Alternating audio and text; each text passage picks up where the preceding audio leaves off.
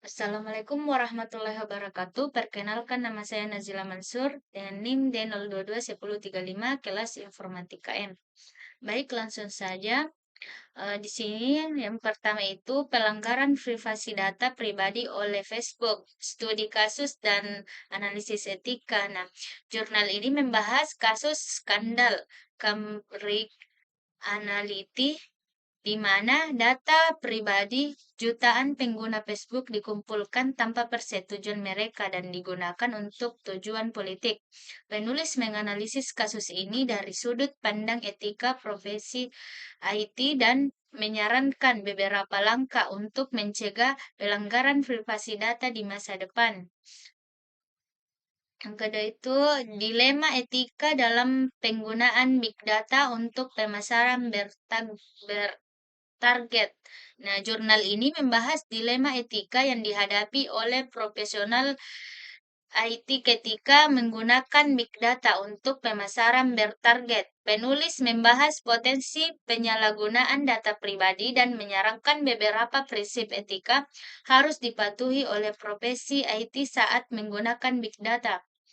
Prinsip etika yaitu ada persetujuan. Nah, di mana persetujuan pengembangan harus melaporkan pelanggaran privasi ini kepada pihak berwenang yang sesuai. Yang kedua, transparansi, di mana pengembangan harus menjelaskan kepada pengguna bagaimana data mereka dikumpulkan dan digunakan. Yang ketiga, akuntabilitas, yaitu pengembangan harus bekerja sama dengan perusahaan untuk memastikan bahwa data pengguna dilindungi. Penerapannya itu untuk mengembangkan dalam kasus ini dapat mengikuti langkah-langkah berikut. Yang pertama, melaporkan pelanggaran privasi kepada tim kepatuhan perusahaan.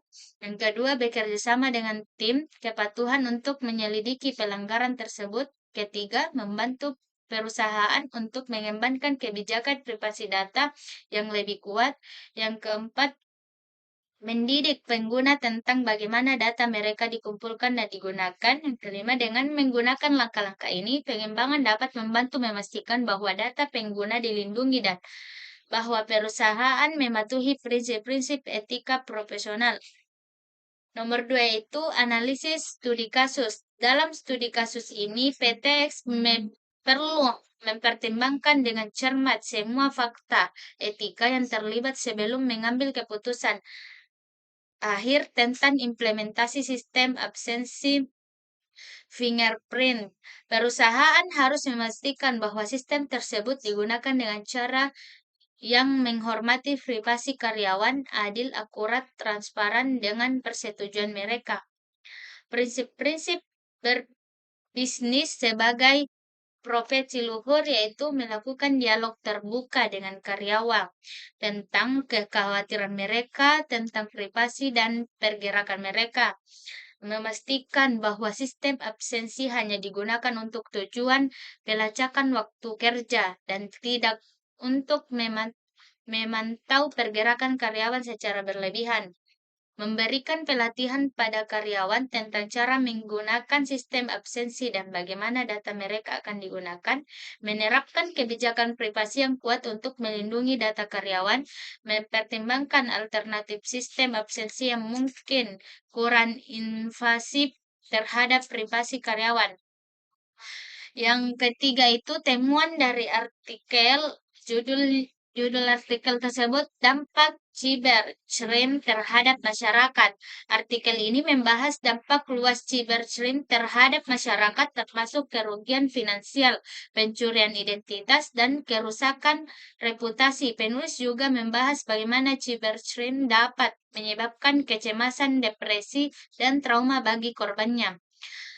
Yang kedua itu dari artikel judul tentang cybercrime bagi profesional IT. Artikel ini membahas tentang yang dihadapi oleh profesional IT dalam memerangi cybercrime. Penulis membahas bagaimana para peretas terus mengembangkan metode baru untuk menyarankan sistem komputer dan mencuri data. Penulis juga membahas pentingnya edukasi dan pelatihan bagi profesional IT untuk meningkatkan keamanan siber.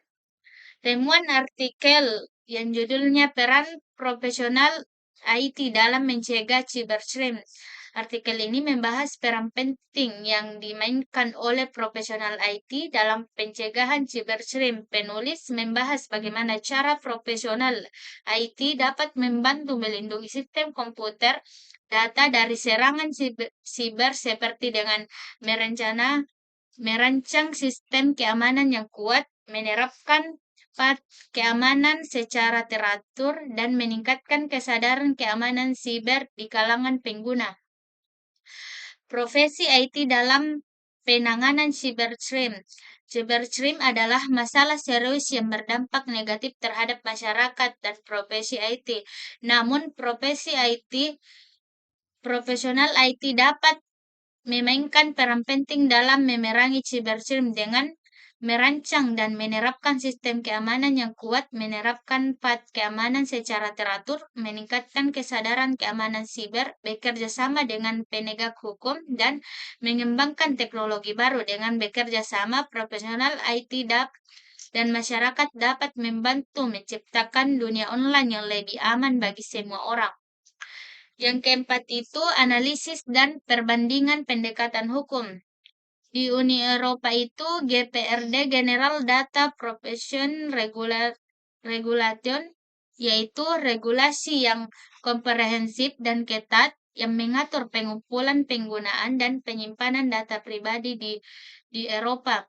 Fokus pada persetujuan dan transparansi, pengguna harus memberikan persetujuan eksplisit untuk mengumpulkan data dan penggunaan data mereka. Perusahaan harus transparan tentang bagaimana mereka menggunakan data tersebut. Hak yang kuat bagi individu. Individu memiliki hak untuk mengakses, memperbaiki, menghapus, membatasi, memprosesan data mereka. Analisis dan perbandingan data hukum. Sedangkan di Amerika, tidak ada undang-undang privasi data federal yang komprehensif. Sebaliknya, terdapat berbagai undang-undang sektoral yang mengatur privasi data di industri tertentu seperti perawatan, kesehatan, dan keuangan. Fokus pada pemberian dan pilihan. Pengguna harus diberitahu tentang bagaimana data mereka dikumpulkan dan digunakan, dan mereka harus diberi pilihan untuk mengisi dari pengumpulan atau penggunaan data tersebut. Hak individu lebih lemah. Individu memiliki hak yang lebih terbatas untuk mengakses dan mengontrol data mereka dibanding dengan di Eropa. Tanggapan pemimpin IT. Nah, ada beberapa tanggapan. Yang pertama itu melakukan penilaian risiko, mengidentifikasi risiko privasi dan perlindungan data yang terkait dengan situasi tersebut, memahami kewajiban hukum, di mana memahami undang-undang privasi data yang berlaku di wilayah yudikasi saya. Yang ketiga itu mengembangkan rencana tindakan, di mana pengembangan rencana untuk mengatasi resiko privasi dan perlindungan data, penerapan kontrol keamanan teknis dan organisasi yang sesuai untuk melindungi data pribadi. Melatih karyawan, di mana karyawan tentang privasi data dan kewajiban mereka untuk melindungi data pribadi, mematuhi hukum, dan berkomunikasi secara terbuka. Yang kelima itu studi kasus. The Cause of the Microsoft Antisterial, yaitu kasus ini membahas persidangan antimonopoli terhadap Microsoft oleh Departemen Hakimin Amerika Serikat. Microsoft dituduh menggunakan praktis bisnis yang tidak adil untuk mempertahankan dominasinya di pasar perangkat lunak. Meskipun Microsoft pada akhirnya memenangkan persidangan, kasus ini menunjukkan bagaimana profesional IT dapat dihadapkan pada dilema etika yang sulit ketika kepentingan perusahaan mereka berbenturan dengan kepentingan masyarakat. Studi kasus yang kedua itu The Case of Cambridge Analytica Scandal, di mana Studi kasus ini melibatkan penyalahgunaan data pribadi jutaan pengguna Facebook oleh Cambridge Analytica, sebuah perusahaan konsultan politik. Kasus ini menunjukkan bagaimana profesional IT dapat terlibat dan praktik dalam yang tidak etis, yang dapat memiliki dampak negatif pada privasi keamanan individu.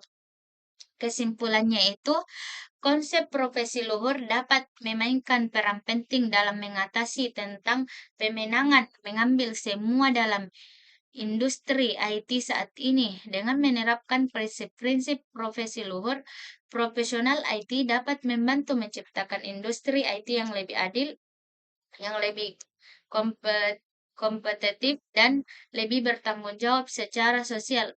Sekian dan terima kasih. Assalamualaikum warahmatullahi wabarakatuh.